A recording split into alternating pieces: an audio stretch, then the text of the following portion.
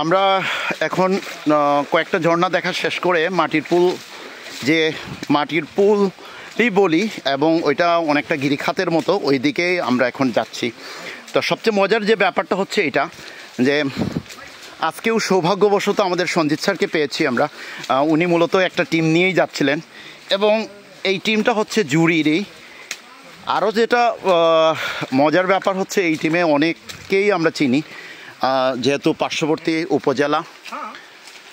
তারেক ভাই সঙ্গত কারণে আমাদের টিমেরই লিডার, ওনাকে নতুন করে পরিচয় করে দিতে চাই না। রানা ইয়াদব আমার কলিগ, ছোটো ভাই সহ স্বজন, সব কিছু মিলে ভাইদের সাথে অবশ্য নতুন, ওনাদের সাথে আজকেই প্রথম আমাদের টিমের। তোমার নাম খালি বলে যাইব, আবু সাইদ। আর স্যারের ব্যাপারে নতুন কিছু বলার নেই, স্যার অলরেডি ভাইরাল, স্যারের কারণে এই টিমে আসা, এবং এই ওনাদের সাথেই আজকে হঠাৎ করেই এই জায়গায় এসে অ্যাড হওয়া।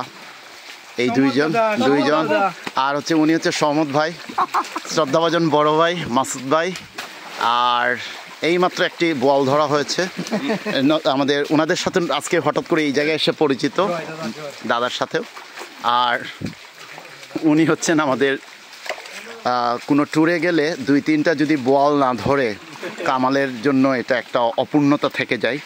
সেই ধারাবাহিকতায় অলরেডি একটা বল আমরা ধরেছি, এখন আমরা মাটির পুলের দিকে যাচ্ছি আমরা। আর ঝিরিপথ দিয়েই হাঁটতে হবে, মোটামুটি 30 থেকে 40 মিনিটের মতো হাঁটব, তারপর গিয়ে মাটির পুলটা এখান থেকে শুরু হবে।